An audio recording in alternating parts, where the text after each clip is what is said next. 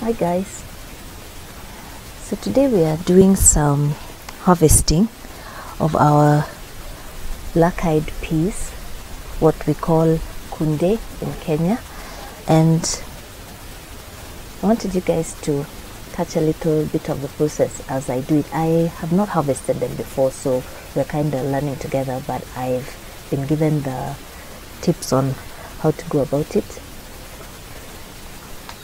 So it's just this patch here, and yeah, let's see what we can do about them.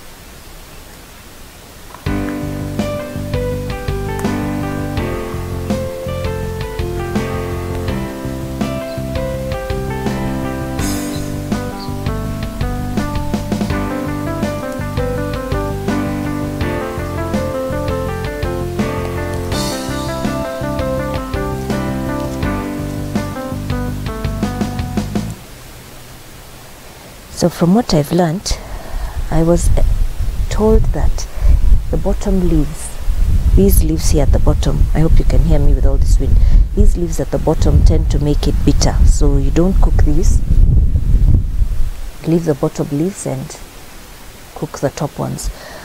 In my case, I'm not going to leave them to grow legumes. That's not really why I planted them. I planted them for the leaves. So if you want to leave them to grow legumes and get more, bring out the seeds so that you get more, you can pluck them off. You can pluck them and leave them still so that they can continue to bud. I'm only taking the fully matured ones. They grew at different speeds, so some of the smaller ones I'll still leave them to continue until they get to maturity. So this is not like the spinach. The spinach I've been growing for a while. This I'm pretty new at, but they're so straightforward. They're so basic, very simple. You don't need to do much. Once you put the initial manure, that's it.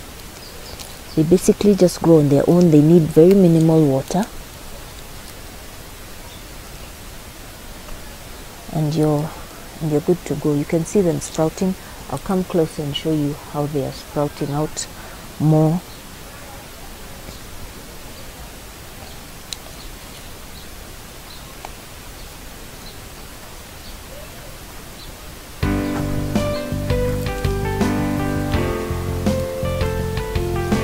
So it's one of the best crops to grow, and it's very nutritious, very rich in vitamins,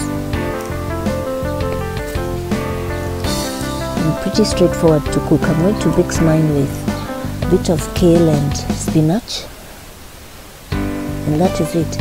And when you think of, it was barely 3 weeks that we were here planting these things, like a joke, because it was kind of experimental, and I'm really pleased. I'm very thrilled with the outcome. If you didn't have anything to cook with your ugali, you'd have just run out here and make yourself some nutritious stew for the family.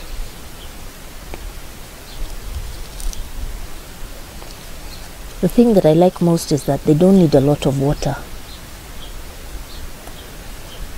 They basically grow with minimal sprinkling and all of that stuff. So that makes them very convenient, and they're tasty. They have their own unique taste. So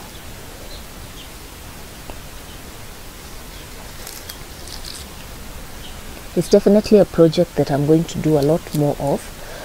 I'm now going to plant them in an organized manner, and many more of them. This, I just wanted to see how they would do. And I've done very little weeding. It's only that today I'm not using my phone, so I can't move it around and show you, but you can see this is a presentable amount of greens that you can add to anything to make some nice stew. So you can see what they look like. They're fresh, they don't have pesticides, so you don't have to worry about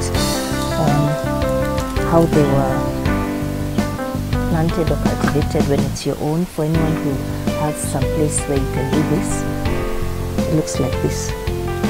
I'm quite pleased with them actually. Yeah. So I'm just going to wash them. I actually saw it on another YouTuber. I wish I could remember her name. She is actually the one who said, I learned it on her channel, that the lower leaves cause the whole meal to become bitter. See, like those two, you don't cook those.